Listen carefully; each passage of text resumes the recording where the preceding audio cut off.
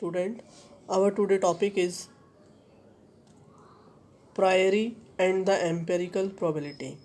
जो empirical probability है उसको हम क्या है स्टैटिकल प्रोबेबिलिटी भी बोलते हैं। तो सबसे पहले हम जो डिस्कस करेंगे ए पार्ट हमारे पास क्या है प्रायोरी प्रोबेबिलिटी। तो इसमें क्या है it is the probability which exist in our mind before conducting the experiment, यानी कि जो हमारे दिमाग में हमारे एक्सपेरिमेंट कंडक्ट करने से पहले जो आइडियाज़ हमारे दिमाग में रहते हैं उसको हम क्या बोलते हैं प्रायोरी। तो the priori probability is the number of zero and the one indicating the chance of the occurrence of the event and that is the independent of the actual trial. It is something that exists in our mind. In other words, it can be determined prior to the conduct to the actual experiment or a trial. Okay. Now it is specified on the basis of the understanding on what is called the common sense about the occurrence of the event. However, there is logic behind the manner in which it is determined. The logic concerns the equal probability of the occurrence of all the event of the sample space. For example, when we toss a single coin and the sample space consists of the two events H और a T, it means पहले discuss किया है अगर हम coin को उछालते हैं तो उसके टू इवेंट्स हो सकते हैं, या तो हेड आ सकता है या टेल आ सकता है. Each one of the them is equally likely to occur. Similarly, when we toss two coins, the sample space consists of the four events.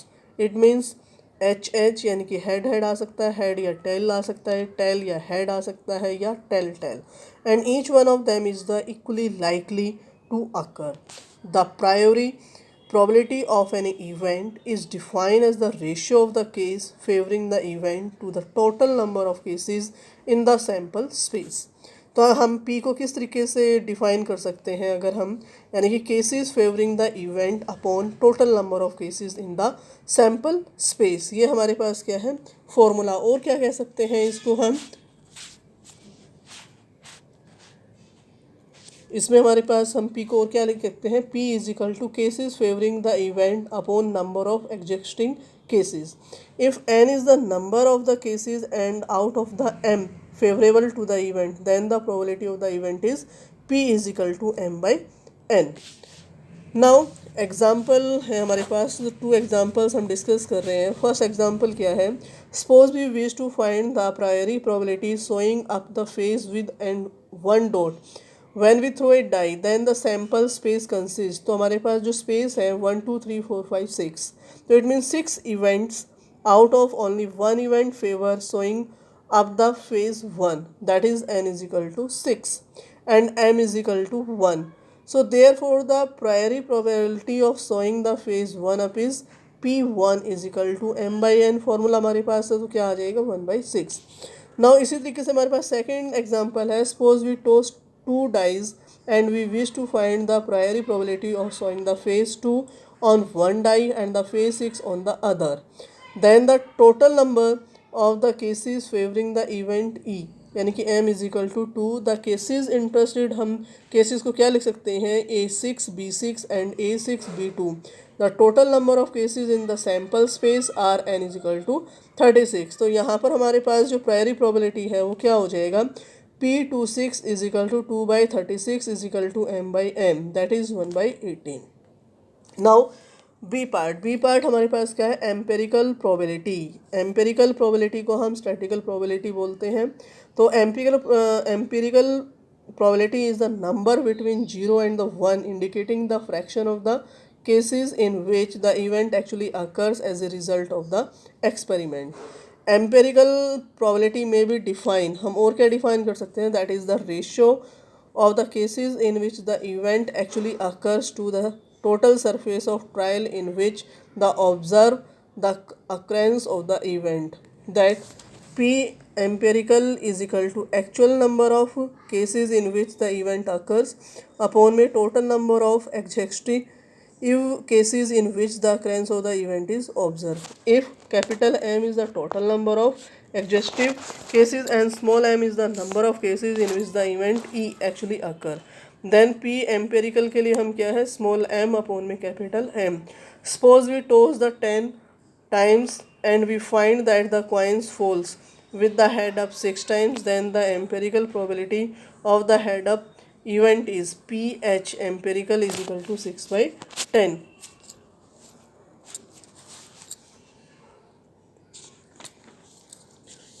Note, now it may be recalled that the priori probability of the head event is 1 by 2. So the two probabilities prior and empirical may not be equal.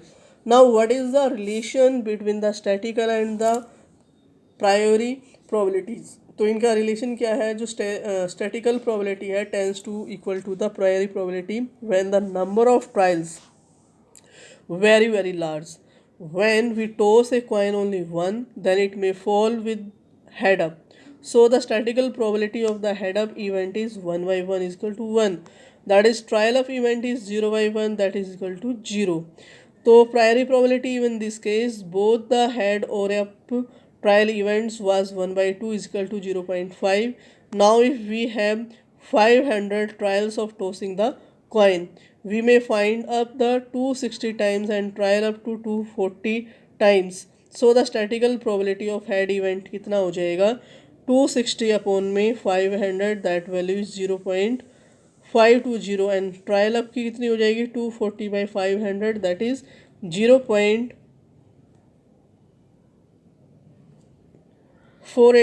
Both them are very near the prior probability is 0.5. Suppose the number of trial is 5000. In this case we can be find head up 2520 times and trial up to 2480 times.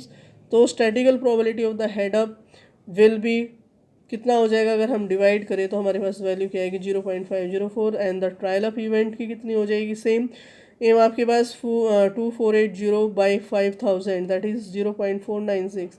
These values are still near to the prior probability of 0.5. So therefore we can conclude that the statistical probability is equal to the prior probability when the number of trials is very large and tends to infinity. तो यहाँ से हमारे पास क्या है, इस फॉर्मूले के अकॉर्डिंग जो हमारे पास ये फॉर्मूला है, यानी कि यहाँ से हम limit m tends to infinity यानी कि p statistical is equal to p a prior, यहाँ से हम कह सकते हैं कि वे इक्वल हैं. रिमार्क्स में जो इसके इम्पोर्टेंट पॉइंट्स हैं वो क्या हैं कि कई बार इसके इम्पोर्टेंट पॉइंट पूछे जा सकते हैं. The priori probability is basically theoretical. ठीक है, जो फर्स्ट पॉइंट है, concept it cannot be applied when the each of event the sample space is not equally likely to occur. Second point, the empirical probability obtained from a single trial or from a trial involving small number of objects may be misleading. Third point, the priori probability is also called the mathematical probability or a classical probability. Fourth point, the empirical probability is also called the statistical probability. And the discussion that follows the term probability will mostly refer to the priori probability unless mentioned otherwise. ये important points हैं, वो आपको पता होना चाहिए. Now next is the inverse probability. ये paper में इसकी डेफिनेशन भी पूछी जा सकती है और इसकी थोरम है उसको प्रूव दैट करने के लिए भी पेपर में आ जाता है. तो इन्वर्स प्रोबेबिलिटी क्या है, event can occur due to more than one cause and the probability that event occurs due to a particular cause is called a inverse probability. तो अगर हम सपोज करें कि we have two bags, mark हमने दे दिया B1 B2, let the different number of the red and the white balls in each bag and we wish to draw one ball at random out one of two bags and this constitutes the event. The probability that the ball is drawn out of the bag B1 is called the inverse probability of the drawing of a red ball of B1. Thus the problems concerning the inverse probability involve the determination of the probability of a particular cause the event. As the problem is inverse type, where are concerned with the cause of event, therefore name inverse probability. Now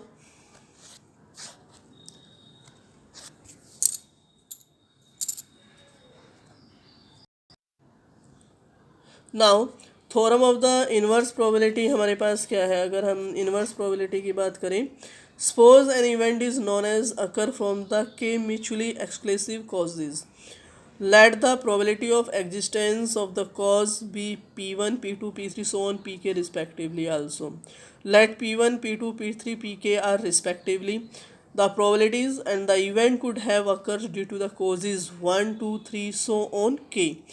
The probability that the event occurs due to the mth cause is given by p inverse is equal to, हमारे पास क्या हो जाएगा, P M upon में p1 p2 plus p2 यानी कि एक हमारे पास क्या है, जो प्रोबेबिलिटी है स्मॉल p1 p2 से ली गई है, और जो दूसरी हमारे पास है capital p1 p2 respectively probability that equals occur due to the causes. तो यहाँ से हमारे पास क्या आ जाएगा, पी आई एम यानी कि इन्वर्स के लिए P inverse is equal to P capital P M small P M upon में सिग्मा आई से लेके के तक, तो हमारे पास पी वन पी आई। तो ये हमारे पास जो थ्योरम है that is the theorem of the inverse probability. ये हमारा आज का टॉपिक था जिसमें हमने क्या पढ़ा है, प्रायरी प्रोबेबिलिटीज़, एम्पेरिकल प्रोबेबिलिटीज़, उनका रिलेशन, और इन्वर्स प्रोबेबिलिटी और उसकी थ्योरम। आज का ये टॉपिक था, वेरी इंपॉर्टेंट है, इसको ध्यान से आप स्टडी कर लेना। Thank you, have a nice day.